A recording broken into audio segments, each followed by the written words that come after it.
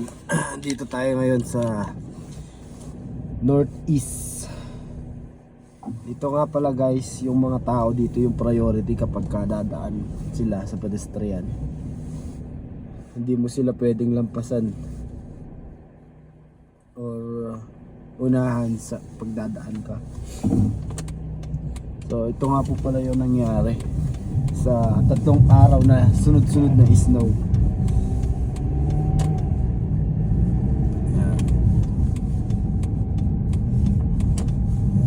Buti na lang mabilis ang responde ng mga ano dito guys, mga kajuntoks, mga responde ng mga snow removal. Pag dito sa daan, mga government, at meron din mga nag-i-snow removal sa mga urban, katulad ng isang community, at meron silang kukuning isang may company na snowing removal.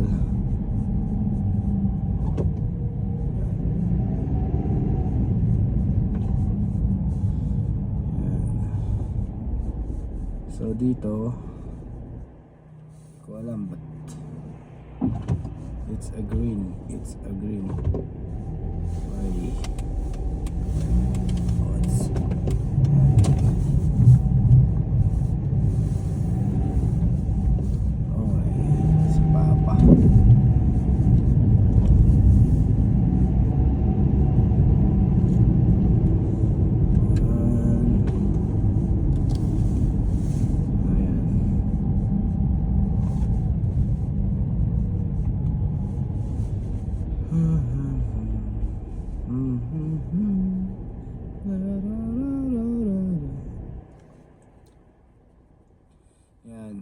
dito po sa Canada, kahit gaano ka ganda o kamahal ng sasakyan mo, pantay-pantay lang dito.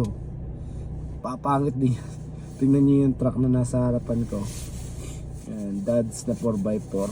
I think this is 2023 model. Pero tingnan niyo naman. Lalo na po yun dito is madalas po sila magsabog ng asin. Asin na may maliliit na bato, hinahagis nila dito sa daan para mabilis matunaw o hindi magiging black ice ang daan.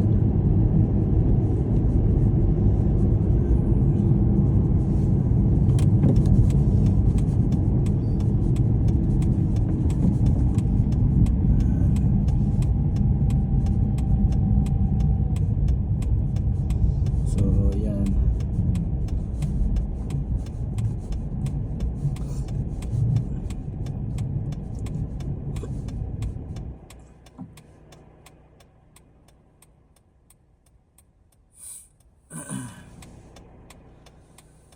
Sobrang lamig po ngayon, -20. So bababa po ng -13 maya maya. Ang temperature po dito, mga kajuntoks, hindi po katulad ng mga paiba-iba. Kahit na may yelo sa daan, minsan -3, minsan papalo ng kinabukasan is -10. So ganoon. Hindi po matansya kung ilan ang degree o negative ng araw sa tuwing winter. So minsan hindi natin inaasahan yung pagbugso ng snow. Bigla-bigla na lang, minsan 3 araw na straight katulad ng nangyari last week. Minsan 4 na araw, 5 araw katulad ng nangyari last year sa amin nung ako is baguhan pa lamang dito sa Canada. So yan, kung mapapansin niyo yung mga snow sa gilid ng daan, yan, ganyan po, napakakapal ng snow ngayon. 3 araw lang po yan guys, mga kajuntoks. Pero minsan tulad yan. So dito naman, kapag ka urban area, dyan po madalas na may mga madudulas na spots kasi hindi gaano nadadaanan ng mga sakyan, at Pero dito po sa gawing straight na to, ito po yung daanan ng mga sasakyan. So pagpasok niyo sa mga bahay-bahay, dyan napakadulas mga Kajuntoks. So yun lamang po, kung kayo po ay baguhan dito sa Canada, yun lamang po ang ating gagawin. At magdahan-dahan at pagkiramdaman lang natin yung dulas at huwag nating apakan yung diretso yung preno. Kailangan ipinapump natin paunti-unti at tansyahin natin para yung dulas, pag nadulas yung sakyan kumakapit siya, hindi yung pagka tumulas didiretso ka kapag pagka nag-slide. Ayan guys, yan, dito yung sinasabi ko guys na urban area na hindi gaano dinadaanan. So kung mapapansin nyo, kulay puti yung daan. Yan, kulay puti. So dahil maiksi ang daan, pinauna ko muna yung sakyan na ito na pupunta dito sa akin. So dito lang naman po ay mga respeto rin po yung mga nagda-drive dito. Mga taong, pero syempre hindi naman po lahat. May magandang may mainitin ng ulo. Siyempre, iba-iba naman po tayo lahat na tao. So yan, mapansin nyo yan, madulas yan, matigas yan guys. So kailangan dito pag naglalakad kayo, dahan-dahan lang, huwag magmadali kasi delikado po. Kapag pwede po kayo mapilayan, mabalian, lalo na po sa mga may edad na.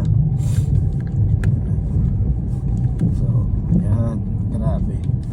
At buti na nga lang po ngayong araw na to, at magsisimula ng araw. Sana next week magiging maganda yung panahon at para maganda yung pasok ng linggo. Isang linggo. So ngayon araw na to, Lunes, at akala ko may pasok kami pero dahil yun nga, malamig daw, sabi ng operation manager namin, at kinansela yung pasok namin. Pero kahit ganyan man, at kami nagpapasalamat kahit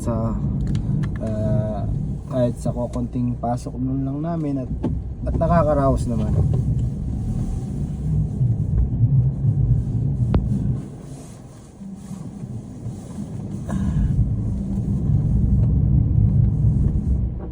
Yun, tumama sa gatirata.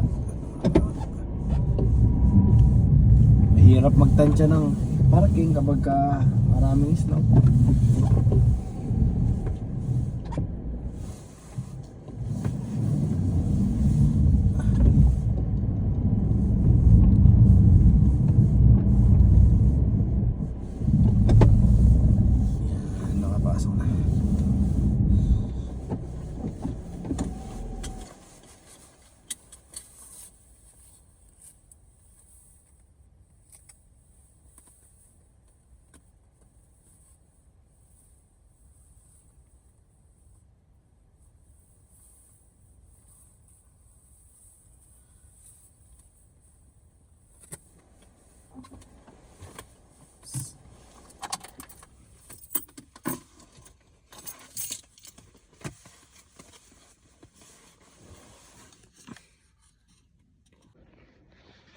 So yun mga Kajuntoks, at bumaba na tayo sa sakyan. So kung mapansin nyo, ito yung snow. Ayan, so makapal. Ayan, ito sa harapan ng bahay. Ayan nyo, ayan. Siguro nasa 30 cm taas ng snow na to. So kasi hindi ko makakatok ako. Lalim. So ganyan man mga Kajuntoks, nag-iiwan ng salitang lagi tayong magdasal, mag-ingat, at higit sa lahat panatilihing maging mabuting tao. At yun lamang po, maraming salamat po, have a good day.